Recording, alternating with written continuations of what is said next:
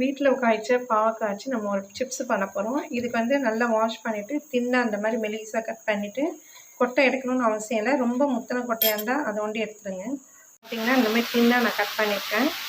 இது வந்து இதோடைய கொட்டை வந்து நம்ம மெலிசாக கட் பண்ணுறதுனால தானாகவே விழுந்துடும்.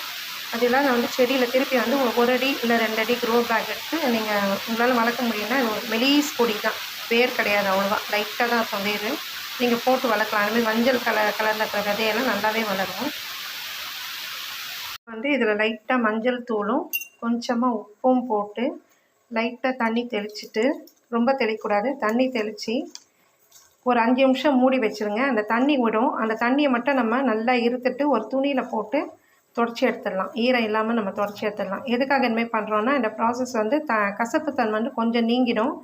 சின்ன சின்ன பசங்களுக்கு நம்ம பழகும்போது ஃபஸ்ட்டு வந்து இந்த மாதிரி செஞ்சு கொடுக்கலாம்.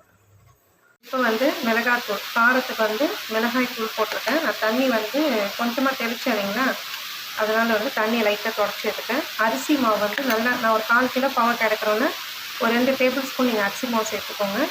அதே மாதிரி கடலை மாவும் நல்லா ஒரு 2 டேபிள் ஸ்பூன். நீங்கள் பிசிறி பார்த்தீங்கன்னா உங்களுக்கு தெரியும் அந்த பக்குவம், அந்த அது வந்து ஒட்டி வரணும், அவ்வளோதான். ரொம்ப வந்து கோட்டிங் இருக்கலாம், பஜ்ஜி மாதிரிலாம் இருக்கக்கூடாது, கோட்டிங் மட்டும் இருக்கும் அந்த கடலை மாவு. பத்தலைன்னா நீங்கள் அதையும் நீங்கள் இந்த பாருங்கள் இந்த மாதிரி வச்சுட்டு திருப்பி கடலை மாவும் அரிசி மாவும் சேர்த்துக்கணும்.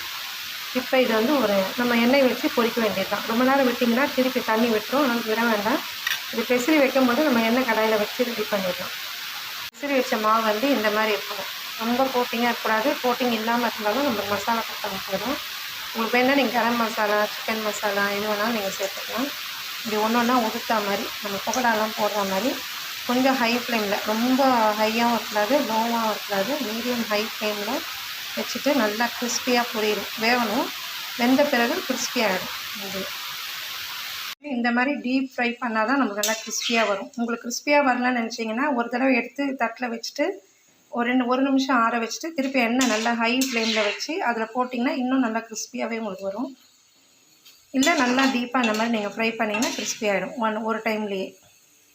நம்முடைய சூப்பரான பாவக்காய் சிப்ஸ் வந்து ரெடி ஆகிடுச்சு. பாருங்கள் இப்படி வளையுது பார்த்தீங்கன்னா சூப்பராக இருக்குது. நான் 1 டைம் தான் குக் பண்ணியிருக்கேன்.